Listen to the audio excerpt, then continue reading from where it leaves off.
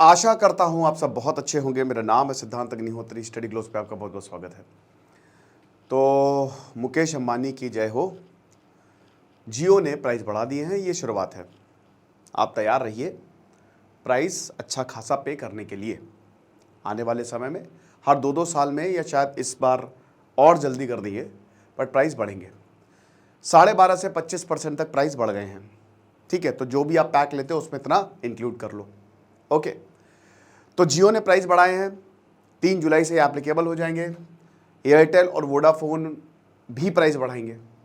Top 10 India की most valuable country, Airtel 7वें और रिलायंस भी ऐसे ही पे आती है। ठीक है, जो सबसे ज़्यादा वैल्यूएबल सबसे पहले पे टाटा है। ठीक है ना, Tata, LIC, SBI, L&T, Airtel, Reliance, then आपका अरे वो महिंद्रा। तो ये जो टॉप 10 मोस्ट वैल्यूएबल, SBI, ये सब इसमें आते हैं। तो आप ये समझिए कि एयरटेल और रिलायंस ये मोस्ट वैल्यूएबल कंट्री है। मुकेश अंबानी गजब आदमी, गजब आदमी। जहाँ ये बंदा सोचता है ना, वहाँ कोई नहीं सोच सकता। दुनिया भर लगी हुई थी 3G खरीदेंगे, 3G खरीदेंगे 2014 में, ऐसी की तैसी करेंगे।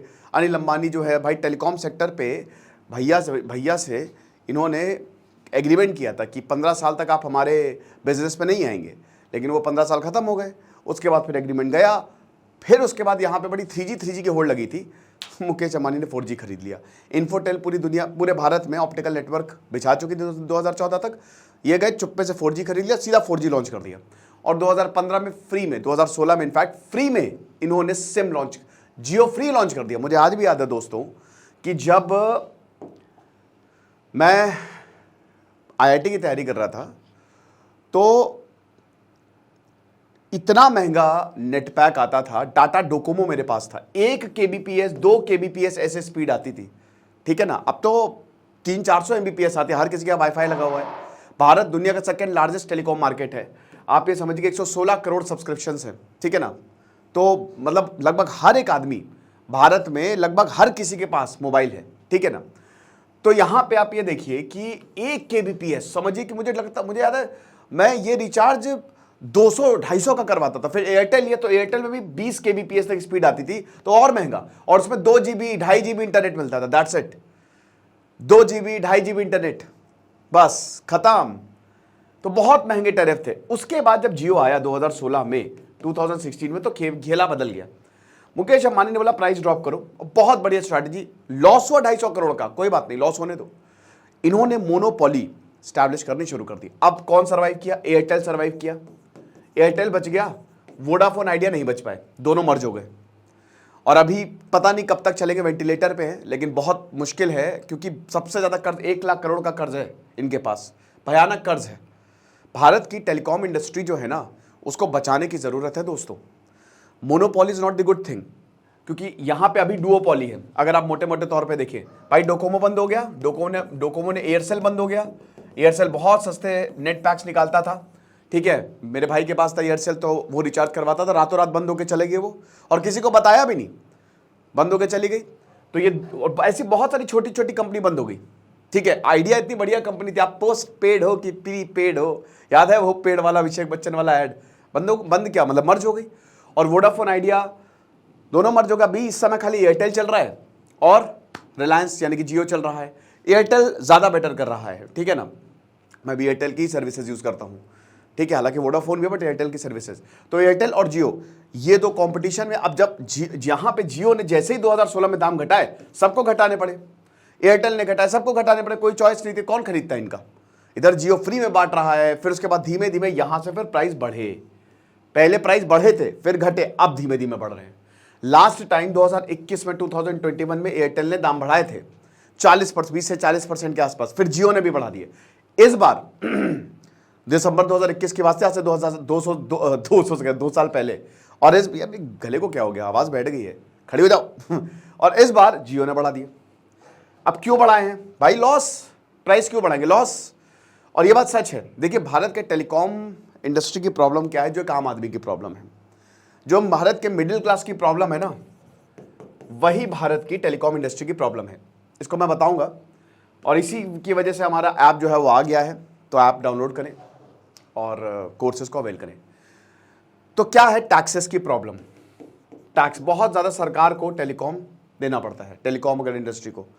58%, 100 में से 58 रुपए ये लोग सरकार को दे देते हैं। इसमें लाइसेंस फी आती है, स्पेक्ट्रम फी आती है, टैक्स फी आती है, टावर, बहुत सारी फी आती है।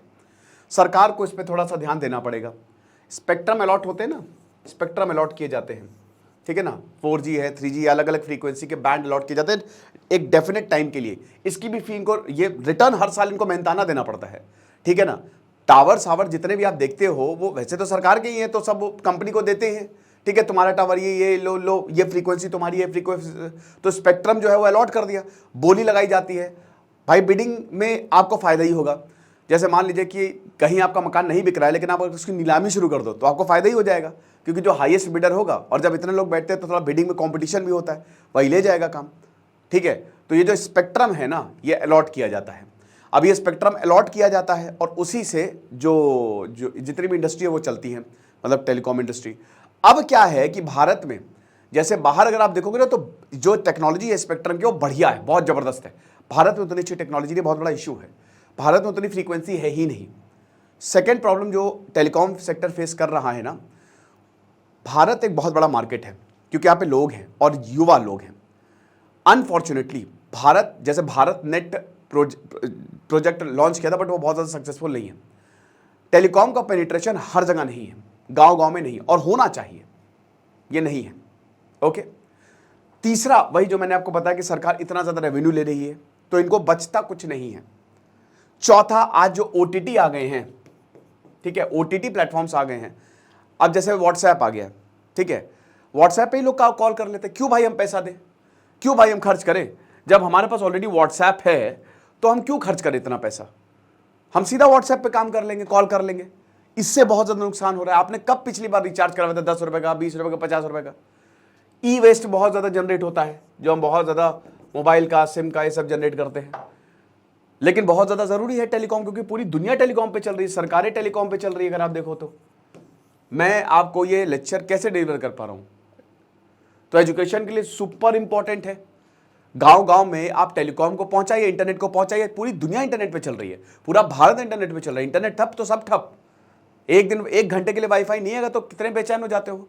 काम इंटरनेट पे चल रहा है, तो GDP, एम्प्लॉयमेंट, ई गवर्नेंस, हर चीज के लिए टेलीकॉम सांस है, टेलीकॉम दिल है भारत का। और अगर आप दिल ही को काम नहीं करने दोगे तो हार्ट अटैक आ जाएगा, इकोनॉमी बैठ जाएगी।